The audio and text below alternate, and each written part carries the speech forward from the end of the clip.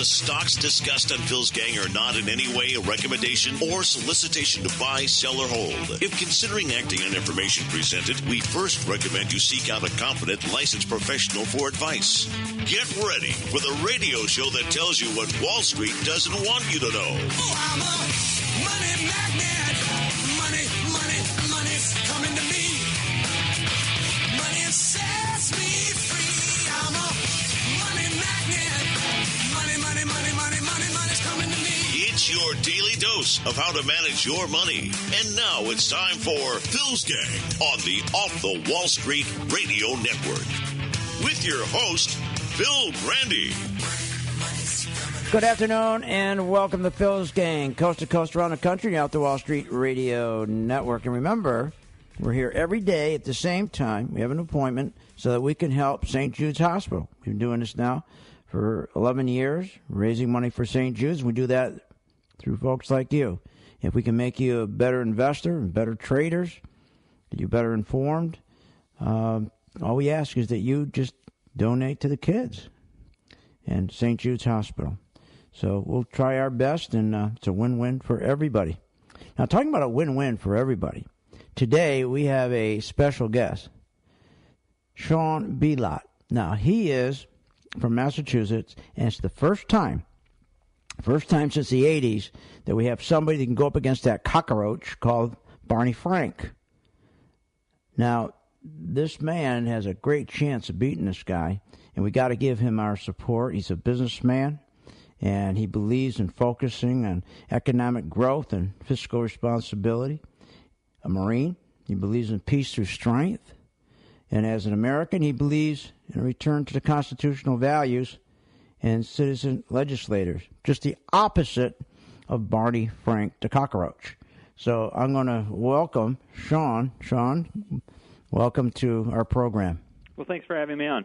That's great. We're really supporting you, and we just wish you all the luck in the world. How are you doing so far? We're doing great. Scott Brown won here in the 4th District, and that did a couple of things. But primarily it motivated, it allowed us to say out of state, hey, look, this is a winnable race. A Republican can win here. But it also motivated a lot of our early volunteers. So they got out and started working back in February and March, and it started to pay off. We ran a poll about 2 weeks ago, and it showed us 10 points down. Barney at 48, us at 38, and half the district is independent. And among independents, we have a 17-point lead, 51 to 34. So we feel very good about where we are today. So you just got to get the vote out, really, right now. And you Absolutely. can do this thing. Yeah. Absolutely. And we're spending a lot of our volunteer effort on doing voter outreach, voter identification to make sure we can turn people out on Election Day. Yeah, I mean, this guy, this would be wonderful because this you got the whole country behind you because this guy has just got to get out of there. I mean, this guy's like a cancer. He's just got to be cut out of there. Let's talk about it. Are you attacking him, I hope, on Fannie and Freddie? And I want to play a clip for you first before you answer that. Here we go. Okay.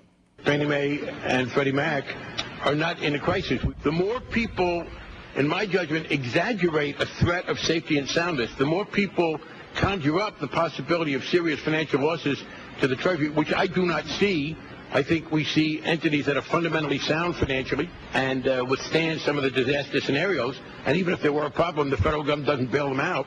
But the more pressure there is there, then the less I think we see in terms of affordable housing.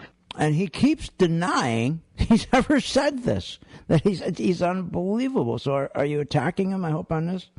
Yeah, absolutely. I mean, I don't see how you can ignore this one. His actions to extend home ownership, even among people who couldn't afford the loans, led to ultimately to the housing bubble, which when it popped, we had the financial disaster that we see ourselves in today. So there's a lot of people responsible. Barney Frank is, though, at the top of the list. And he's denied it. He's said numerous times, I didn't say those things. But the record's clear. That clip you just played, those clips you just played, there are many others like them. There's committee hearing reports. There's newspaper articles. It's very clear that he spent much of the past 15 years pushing to extend home ownership regardless of the cost. And, of course, he did, because every time, even Bush sent up, he sent up snow, he sent up Greenspan up there, there must have been 3 or 4 different people that went to the House to try to get him to, pull back on Fannie and Freddie, and he refused to because it was a cash cow for him personally. I mean, that's the whole problem. This guy was making money on it. I mean, everybody knows it in Washington. This guy, and he had his. It was just pathetic what this guy used to do with Fannie and Freddie, and it was a business for him. So, what are your views on Fannie and Freddie if you're successful? Well, ultimately, we have to get out of the business of supporting Fannie and Freddie. We have to wind that down. We're still on the hook as taxpayers for probably about $400 billion in losses, and we need to gradually move out of that. Ultimately, I think that the federal government's role in home ownership should be minimal to none. Barney Frank's solution is to pull those organizations into the government, nationalize it, and have the government be backing loans directly instead of through these government-owned or partially government these GSEs. Yeah, and his gig was that you kept on pushing housing to low-income folks to the inner city because that was his base, and that's how he got his votes. And it's no secret that's what he did every year. And we got to shut that thing down. Let's talk a little bit about the Bush tax cuts. Where do you stand on those? I can't see why anybody would be arguing to raise taxes in the middle of a downturn. Just doesn't make any sense to me. And I don't see it as an expiration of a tax cut. I see it as a tax increase if we change the current policy. If you're paying $1 more than you are tomorrow than you are today, that's a tax increase. So why would we want to increase taxes? It doesn't make any sense to me. We're talking with Sean Bielat, and he is running against Barney Frank, and he's really a strong contender. And I think there's a real shot here to get this. To get Frank out of that position, and God, we just hope so. I mean, this guy's got to go. He's just a pathetic human being. What's your take on the Obama health care? Repeal it? Absolutely. It's been bad for the country. It didn't do what it set out to do, extend coverage and lower costs. It hasn't done those things. It's imposed a lot of taxes and a lot of onerous regulation on business. This idea that business owners should pay or should report to IRS 1099s for every transaction that they have over $600. I can't imagine who was writing that provision. That's onerous requirement for small business owners. And I've had numerous people come up to me throughout the district and say, I could probably hire one or two more people right now, but I'm afraid to because I don't know what the tax structure is going to look like. I don't know how much Obamacare is going to cost me. We have these new 1099 regulations, so I'm getting a tax accountant instead of hiring somebody new. It's been bad for the economy and it hasn't solved the health care issues. And that 1099 just, again, highlights that we don't have people sitting up there that know anything about running anything. They never ran a business in their life, and you've got a business background, which I like very much. And talking about that for a moment, I think, everybody's talking about how do you create jobs. First, you got to, in my opinion, you got to create an environment for jobs, and you got to get the government to stop spending, and you got to create a good environment, and smaller government and less spending and lower interest rates and less debt. If you create that environment, then let's get in there and cut payroll taxes. I think cutting the payroll taxes is one of the most important things we could do. How do you feel about that? I absolutely agree. I think there's two steps to getting this economy back on track. The first is immediately reducing payroll tax withholding and or income tax withholding, so that people have money back in their pockets today, and they'll put that money to good use, either through consumption, they buy a new TV, through paying down a debt, whatever the case may be. People will make better decisions than central government allocations, to support infrastructure projects, roads and bridges we don't necessarily even need in some cases. But part two is that regulation piece again.